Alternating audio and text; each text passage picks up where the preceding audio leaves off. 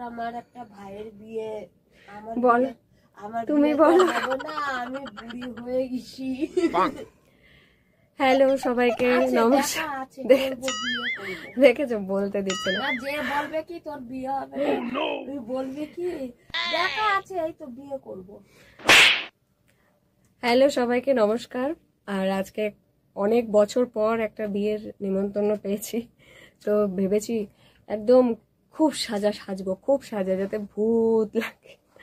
তো যাই হোক, এইটা কি কোনো কথা?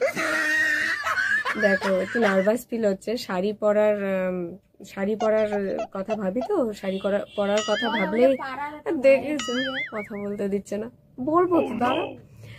তো শাড়ি পরার কথা ভাবলে আমার ভয় লাগে, যদিও আমি নিজে চেষ্টা করলেও হয় না, অন্যের কাছ দিয়ে পরবো, কারণ পরে তো ওই লেদলে হাঁটি।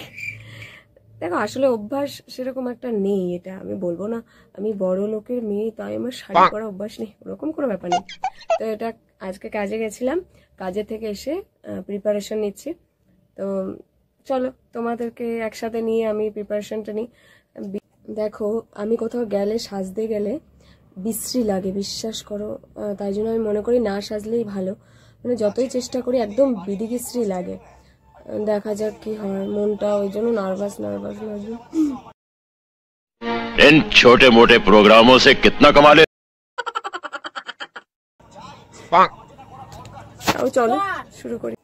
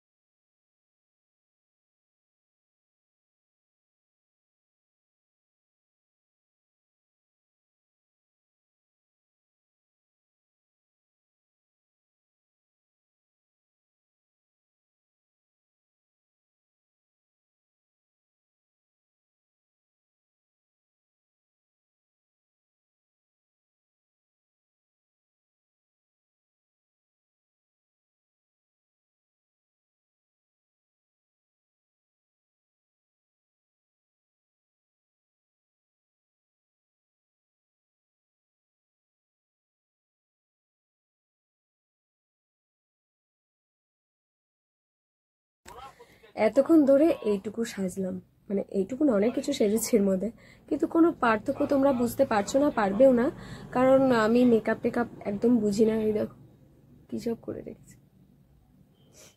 বউ সাজানোর আগে আমি সাজতে বসে গেছি অলরেডি। হ্যাঁ, থালা সাজিয়ে রেখেছো, কেউ খাবার দিচ্ছে না, কষ্ট হচ্ছে না? হ্যাঁ, খুব কষ্ট হচ্ছে বলো, থালা দিয়ে দিয়েছে খাবার দিচ্ছে না। তাও যদি বাজে লাগে কি করব। আমার কখনো কখনো এমন হয়েছে, অনুষ্ঠানে যাব বিয়ে বাড়িতে, তো মেকআপ করে পুরো সম্পূর্ণ রেডি, দেখি কালো লাগছে মুখ, এ বলে কালো লাগছে, ও বলে কালো লাগছে, আবার মুখ ধুয়ে এসে আবার পুনরায় সাজতে বসি।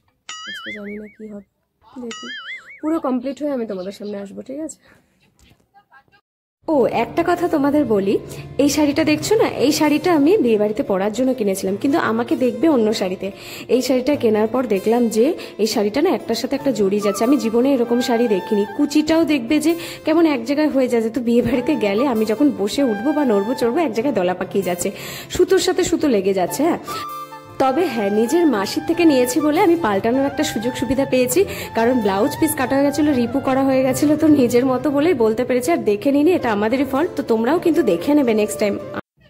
তো গাইস, ফুল লুক রেডি, এখনো শাড়ি পরিনি, কেমন লাগছে বলো? মুখটা সাদা হয়নি, একটু অন্যরকম হয়েছে, চুলে এখনো ফুল দেবো। শাড়ি পরে একা একা মেকআপ করেছি, ভয় লাগছিল, কিন্তু সাদা হয়নি, তো এই আর কি, এই ঝুমকাটা আমাকে একটা ভাই গিফট করেছিল। আমি যেখানে ট্রেনিং দিই কম্পিউটারে, তো কম্পিউটার সেন্টার থেকে বার্থডেতে গিফট করেছিল। প্রথম না এত বড় ঝুমকা দেখে আমার একটু প্রবলেম হচ্ছিল, মনে হচ্ছিল যে আমাকে কি মানাবে, কিন্তু দেখি এটাই বেস্ট লাগে। নিজেকে নিজে প্রশংসা করছি, কেমন লাগছে। যাই হোক, দাদাকে বলেছি ফুল আনতে, ওই আমার দাদা বৌদি যে দেখো না, দাদাকে বলেছি ফুল আনতে, দেখা যাক এনেছে কিনা। আমি, দাদা, বৌদি, ভাইজি মিলে যাব।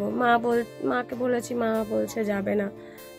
অনেকবার বলেছি, কি করব, মা যেতে চাইছে না। তো এই খোপা বানিয়েছি, চলো তোমাদের ফুল লুকটা দেখাবো। এটা আধা লুক।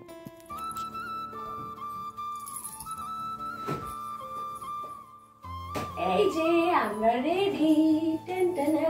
শোনা, আমরা কোথায় যাব? আমরা কোথায় যাব? বিয়ে বাড়ি যাব। দুজন আসছে, একটা করে এখানে আলো আলো।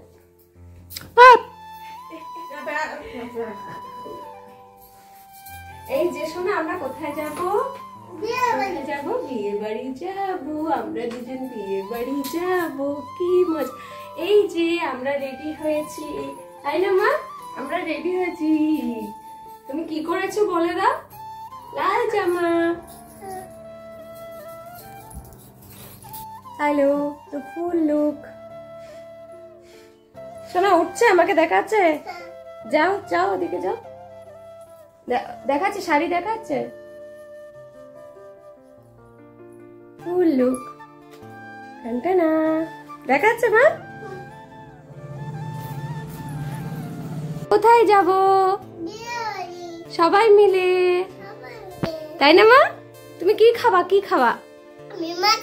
মাংস খাবে।